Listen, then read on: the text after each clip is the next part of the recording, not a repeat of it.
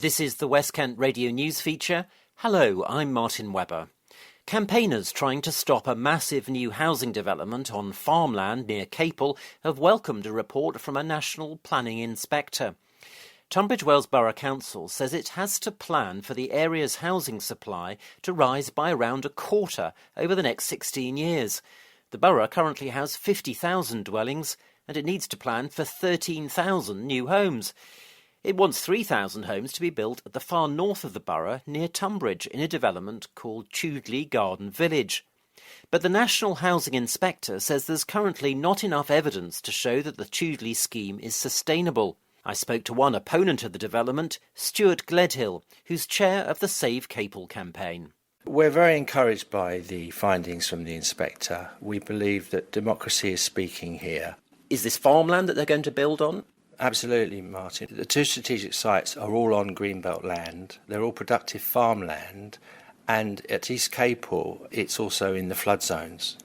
And the inspector is very, very concerned about building on the flood zones and also the protection of the green belt.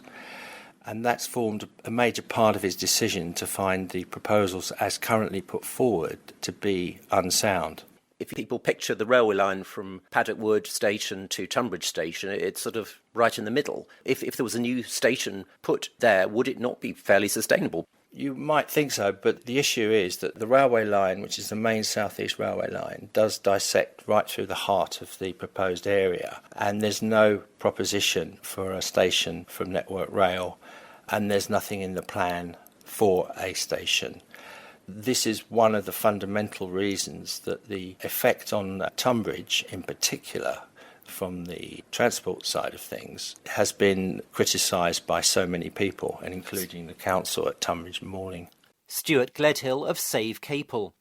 The council's cabinet member in charge of housing is Hugo. I asked Hugo for his view of the National Inspector's report.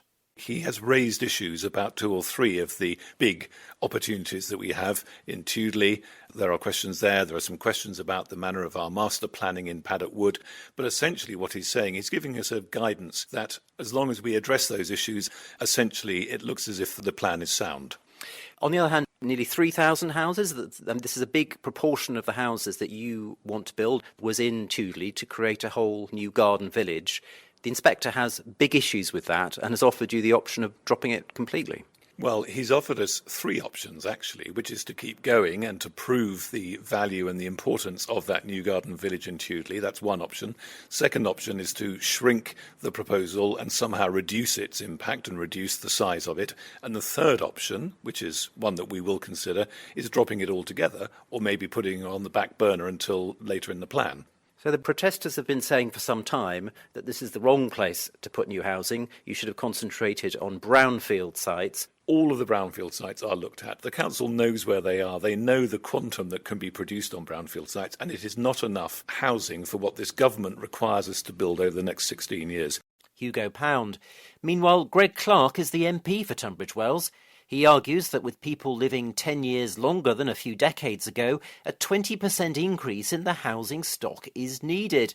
But what did he make of the inspector's comments on the Tudeley Garden Village? We need to have the infrastructure in place to accommodate new development.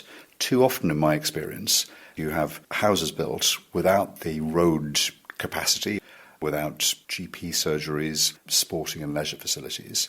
So one of the criticisms that the inspector made was whether this new proposed development does have the necessary infrastructure and is capable of having it. And that seems to be a serious concern that will have to be addressed, and as a result of this process will be. Greg Clark. I'm Martin Webber for West Kent Radio.